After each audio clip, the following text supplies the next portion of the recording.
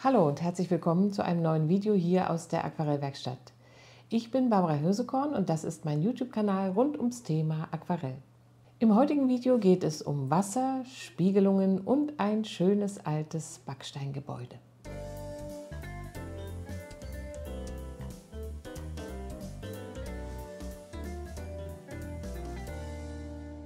Bevor es mit dem Malen losgeht, möchte ich jetzt kurz vor der Sommerpause noch einmal die Zeit nutzen, um meiner treuen Community hier auf YouTube, also euch, Danke zu sagen für die vielen wertschätzenden Kommentare hier unter den Videos, die Likes und auch für die vielen persönlichen Mails mit netten Anregungen für unsere Arbeit hier auf dem Kanal. Diesen YouTube-Kanal gibt es jetzt schon seit über 5 Jahren und ihr könnt über 250 Videos zum Thema Aquarellmalerei hier kostenfrei anschauen. Seit 1,5 Jahren gibt es die Videos sogar im wöchentlichen Rhythmus. Ich kann im Nachhinein gar nicht glauben, dass wir das immer geschafft haben. Neben der Arbeit hier auf YouTube bin ich auch Aquarelldozentin. Ich bin deutschlandweit und in vielen europäischen Ländern mit meinen Malreisen unterwegs und gebe Aquarellkurse. Dazu kommt natürlich auch noch das umfangreiche Angebot im Online-Bereich. Kurz gesagt, es ist viel Arbeit gewesen auf YouTube, die wir aber immer mit viel Leidenschaft und Herzblut gemacht haben. Dabei blieb mir aber in der Vergangenheit zu wenig Zeit, mich selbst künstlerisch weiterzuentwickeln. Eigene Projekte, Aquarelltechniken, die ich vertiefen möchte oder einfach meine eigenen Bilder malen, das alles darf nicht zu kurz kommen. Keine Sorge, das ist jetzt kein Abschied von diesem Kanal. Ich habe mich aber dazu entschlossen, den Abstand zwischen den einzelnen Videos etwas größer zu halten. Es wird nach der Sommerpause ab Mitte August alle 2 Wochen hier ein neues Video für alle kostenfrei geben. Im Unterstützerbereich unseres Kanals gibt es dieses Video dann immer in einer langen, fast ungeschnittenen Version, zusätzlich mit noch mehr Erklärungen und auch einer kleinen Übung, die sich mit der Technik des gezeigten Motives beschäftigt. Das Ganze kommt dann für unsere Unterstützer immer eine Woche vor dem regulären Kurzvideo. Skizze und Referenzfoto zum Motiv gehen wie immer an die Unterstützer raus. Alle älteren Skizzen und Fotos sind auf der Steady-Seite auch jederzeit für Unterstützer unseres Kanals abrufbar. Das bleibt also alles so, wie ihr es schon kennt. Nun aber zum heutigen Motiv: ein altes Wasserschlösschen umgeben von einem Wassergraben mit einer schönen Spiegelung. Jetzt geht's los. Im heutigen Video verwende ich folgende Farben: Cadmiumgelb, Lichter Ocker, Sienna gebrannt, cadmiumfreies Cadmiumrot von der Firma Winsor Newton, Crimson Lake von Mielo als Ersatz für Alizarin Karmesin von Winsor Newton, Cobalt Türkis Light, Kobaltblau von Winsor Newton, Green Appetite Genuine von Daniel Smith, Neutraltinte von Winsor Newton, Perylane Green und Lasur Orange von der Firma Schminke. Rechts oben seht ihr noch meine kleine Sprühflasche, die für die Struktur auf den großen Flächen sorgt. Ich male mit den Pinseln aus meiner eigenen Pinselkollektion, dem Eichhörnchenhaarpinsel in der Größe 12, dem Auswaschpinsel in der Größe 10 und dem Rotmarderhaarpinsel in der Größe 10. Ich male auf Baumwollpapier der Firma Arsch. Das Format ist ungefähr DIN A4. In der Nähe der Stadt Münster liegt das Haus Vögeding, ein altes Wasserschlösschen, ganz romantisch umgeben von einem Wassergraben. Während meiner Malreise vor einiger Zeit in Münster war ich mit meiner Malgruppe dort vor Ort und wir haben gemeinsam dieses Motiv gemalt. Zur Vorbereitung haben wir zunächst einmal eine Tonwertskizze erstellt, die ich euch hier in meinem Skizzenbuch zeigen möchte. In so einer Tonwertskizze werden die Dunkelheiten und Helligkeiten für das spätere Aquarell schon festgelegt. Hier ist es jetzt mit einem Bleistift und einer Schraffur angedeutet. Wir haben dieses Bild dann vor Ort nicht fertig gemalt, aber wir haben uns einige kleine Farbproben hier rechts neben die Tonwertskizze gelegt, um festzuhalten, welche Farbtöne in welcher Intensität wir dort vor Ort gesehen haben. Solch eine Vorbereitung ist ungemein hilfreich für das spätere Aquarell. Hier habe ich alle Informationen versammelt, die ich brauche, um das Bild später zu malen.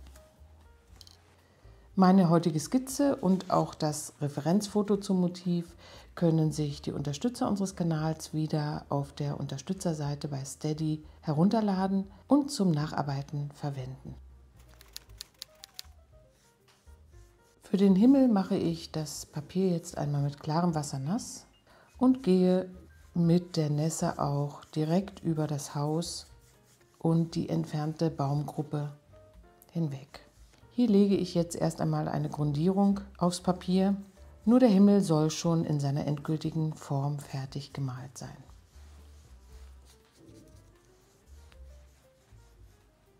In die feuchte Himmelsfläche setze ich jetzt ein paar Pinselstriche mit lichter Ocker, ganz blass für eine leichte Gelbtönung, etwas Alizarin-Karmesin und vor allen Dingen Kobaltblau für das Himmelsblau. Der Himmel soll eine sehr helle Form sein in meinem späteren Aquarell und deshalb verwende ich die Farben hier sehr wässrig und leicht. Auch das Haus bekommt jetzt eine Untermalung mit einem sehr hellen gelblichen Farbton, das ist lichter Ocker. Und das lichte Ocker ziehe ich mir hier in die Büsche mit hinein und auch die entfernte Baumgruppe wird leicht mit dieser Farbigkeit angelegt.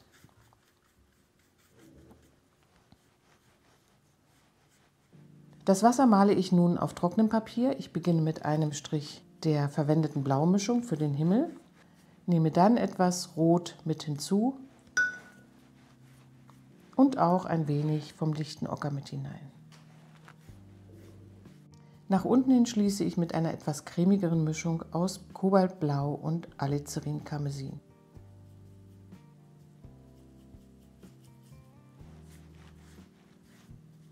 Nun muss dieser erste Farbauftrag komplett durchtrocknen. Im zweiten Farbauftrag folgen jetzt die dunkleren Tonwerte. Ich beginne mit den Bäumen hier auf der linken Seite. Diese Bäume sind weit entfernt und ich verwende jetzt gleich eine kühle Grünmischung. Es gibt einen Uferstreifen hier unten, der deutlich heller ist und von der Sonne beschienen wird. Mit dem beginne ich jetzt und zwar mit einer Mischung aus Cadmiumgelb und Green Apatite Genuine.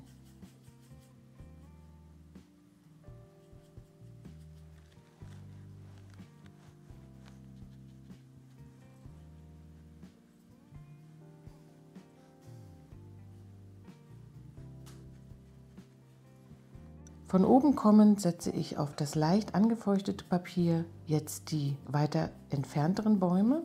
Hier halte ich den Pinsel waagerecht zum Papier, damit aufgerissene Ränder an den Silhouetten der Baumstämme entstehen können. Etwas von der vorherigen Grünmischung kommt auch mit hinein.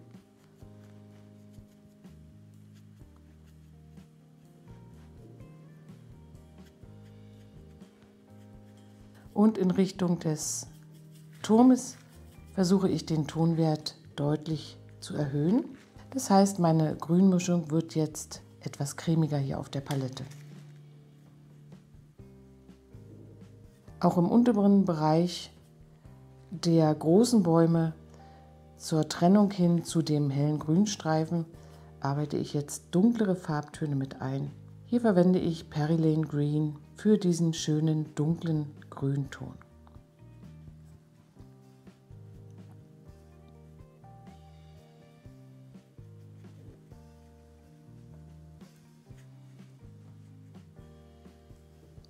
Ein paar Spritzer geben der Fläche noch mehr Leichtigkeit, direkt aus der Sprühflasche mit klarem Wasser.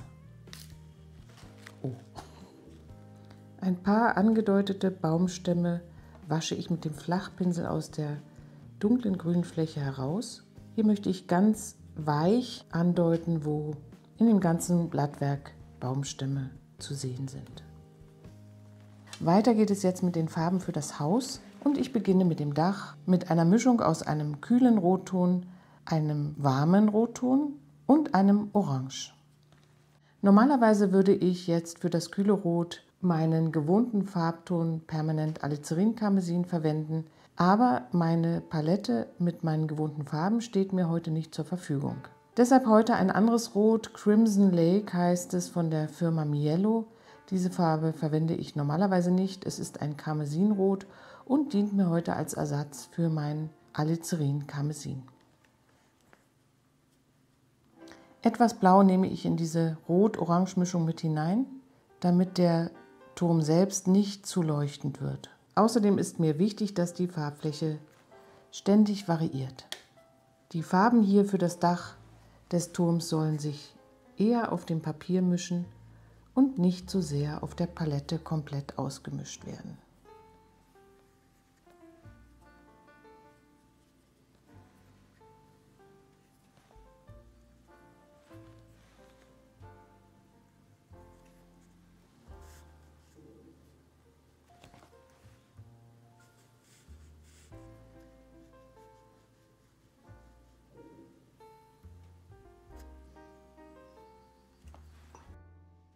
Für das Dach kommt etwas mehr Lasur-Orange in die Mischung hinein und ich arbeite mit großzügigen Pinselbewegungen, um dem Dach jetzt hier eine leicht melierte Struktur zu verleihen. Auch hier kommt etwas Blau mit in die Mischung hinein, um vor allen Dingen am Bildrand hier die Leuchtkraft des Daches etwas abzumildern.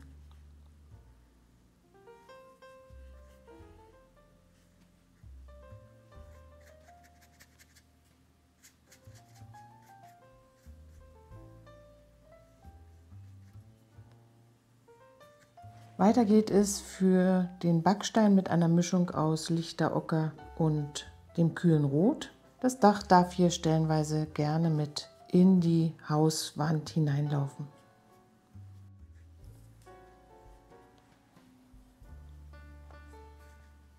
Jetzt habe ich das Fenster übermalt. Leute.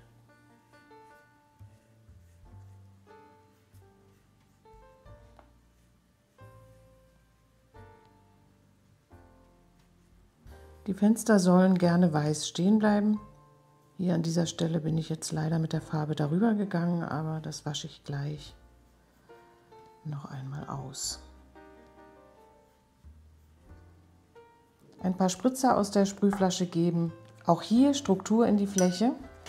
Und ich versuche jetzt hier die helle Fensterfläche wieder zurückzuholen, indem ich hier einfach mit dem Pinsel die Farbe wieder abhebe. Solange wie das Rot hier unten noch feucht ist, möchte ich gerne das helle Grün für den Bewuchs am Ufer anschließen. Ich mische mir Green Apatite, Genuine und etwas Cadmiumgelb und setze jetzt hier meine grünen Büsche hinein und freue mich, wenn das Rot und das Grün noch eine Verbindung aufnehmen.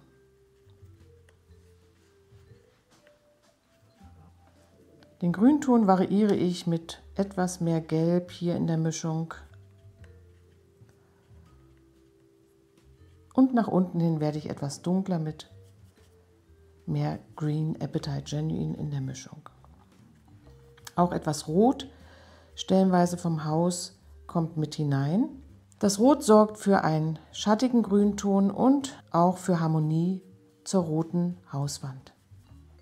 Nach unten hin folgen wieder die dunklen Grüntöne. Hier mit Perilane Green wird abgedunkelt. Im vorderen Bereich gibt es einige helle Pflanzen direkt am Ufer. Hier nehme ich etwas mehr vom Cadmiumgelb mit in die Mischung hinein. Hier oben am Haus fehlt noch der, wie heißt das, Giebel?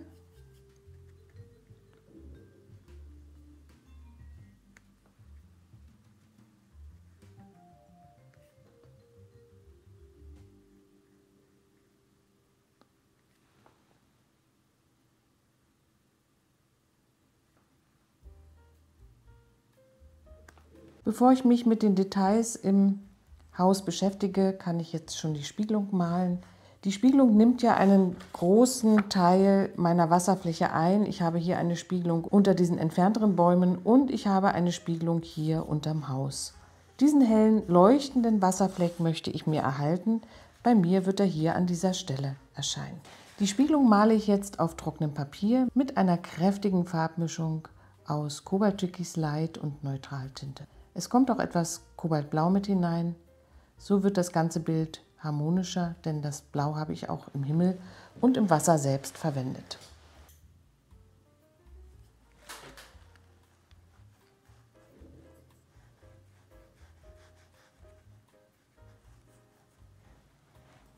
Die Spiegelungsfarbe wird etwas variiert mit Green Apatite Genuine.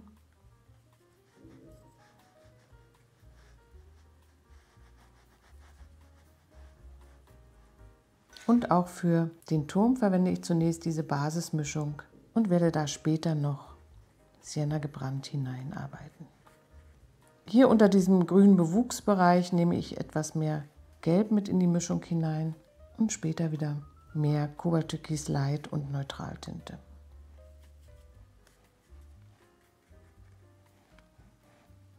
Etwas mehr Sienna gebrannt in diese Spiegelungsmischung kann die braune Farbigkeit oder orangefarbene Fläche des Hauses andeuten. Ein bisschen Rot, oh, das war zu viel. Das ist ein unglaubliches Rot. Ein bisschen Orange nehme ich noch mit hinein, etwas mehr Sienna gebrannt, um hier die Farbe zu variieren.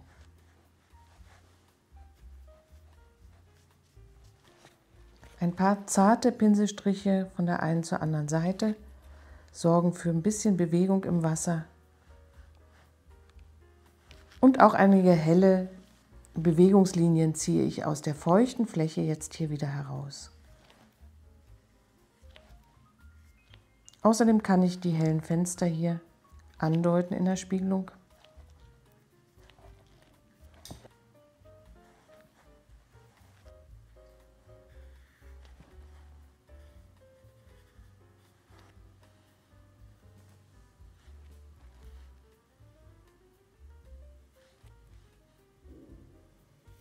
Jetzt folgt die Detailarbeit im Haus und vorher föhne ich mein Bild noch einmal trocken. Unser nächster Live-Malabend hier auf YouTube wird mit diesem Motiv gemalt werden. Und zwar ist das ein Live-Malabend am 24. Juni 2025 um 19 Uhr, an dem ich in Echtzeit dieses Motiv malen werde. Um einen Zugang zu diesem Live-Malabend zu bekommen, brauchst du ein 10 € Unterstützerpaket. Wir haben hier für unseren Kanal die Möglichkeit der Unterstützung ja geschaffen und es gibt ganz verschiedene Pakete, mit denen du unsere Arbeit wertschätzen kannst. Im 10 € Unterstützungspaket bekommst du unter anderem den Zugang zu den regelmäßigen Livestreams hier auf YouTube. Ich male immer ein Motiv, welches auf dem Kanal noch nicht zu sehen war und meistens gibt es noch einleitende Übungen vorher. Der Abend dauert ungefähr 2 Stunden und er wird aufgezeichnet und in dem Moment, wo du eine Mitgliedschaft abschließt, hast du auch gleich Zugriff auf alle vergangenen Abende. Ich glaube, diese Live-Abende sind eine sehr gute Sache, wenn du dich mit dem Thema Aquarell besonders intensiv auseinandersetzen möchtest. Vielen, vielen Dank an alle, die beim Unterstützerprogramm schon dabei sind. Ihr helft uns wirklich sehr, hier unsere Kosten zu decken und jede Woche einen neuen Film zum Thema Aquarellmalerei für euch herauszubringen. Bestimmt wird das wieder ein ganz toller Abend mit diesem nächtlichen Venedig-Motiv. Ich freue mich schon drauf. Die Fensterscheiben male ich jetzt mit einer Mischung aus Kobaltblau und Sienna gebrannt in einem dunklen Farbton.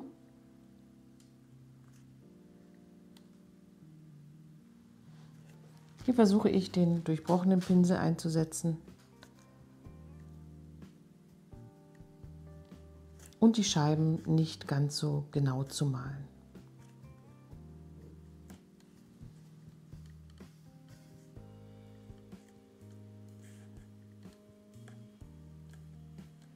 Hier gibt es einen Fensterladen, den ich jetzt hier mit Sienna gebrannt und etwas Blau mit in der Mischung male. Ich füge ihn auf der anderen Seite auch ein, obwohl er da auf meinem Referenzfoto fehlt. Bevor ich nun gleich die Schattenformen einfüge, möchte ich die Zierreifen, die hier um den Turm herum gehen, mit dem Auswaschpinsel etwas heller auswaschen.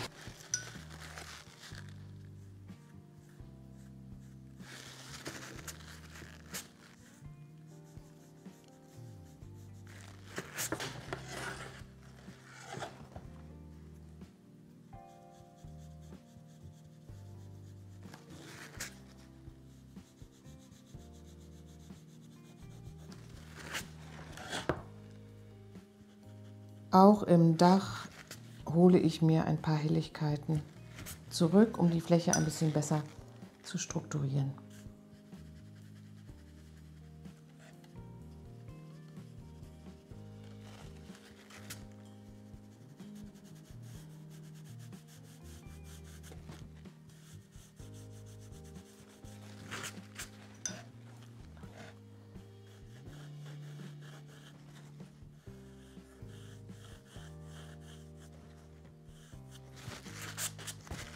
Mit einer Mischung aus Cadmiumrot, Sienna gebrannt und ein wenig Kobaltblau male ich jetzt die schattige rechte Seite des Turms und löse sie zur sonnigen Seite mit klarem Wasser hin an.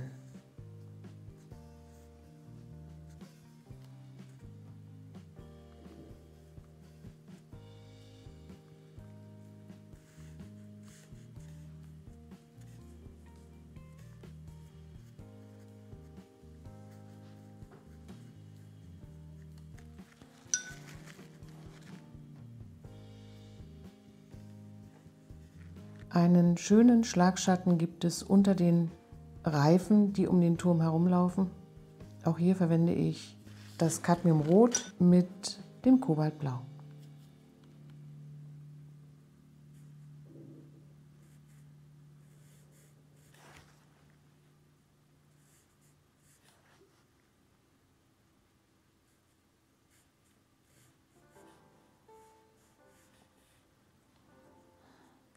In den Fenstern gibt es auch Schattenformen in den Rahmen.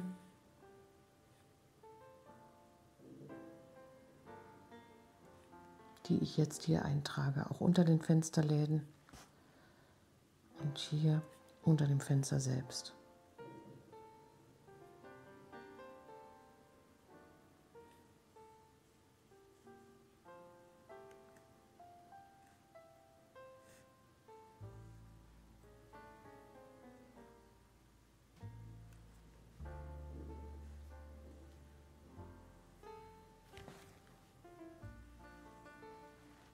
Auch im Turmdach haben wir eine Seite, die etwas schattiger ist. Und das Turmdach selbst wirft auch eine Schattenform hier auf das große Hauptdach.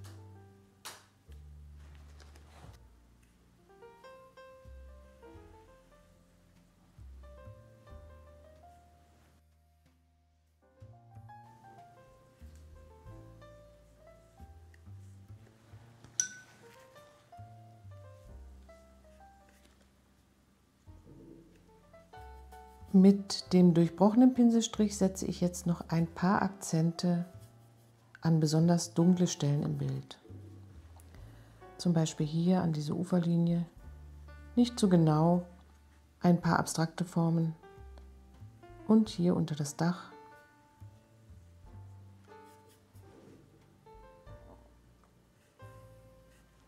Zum Schluss wasche ich noch ein paar helle Linien mit meinem synthetischen Flachpinsel aus der Spiegelungsfläche heraus.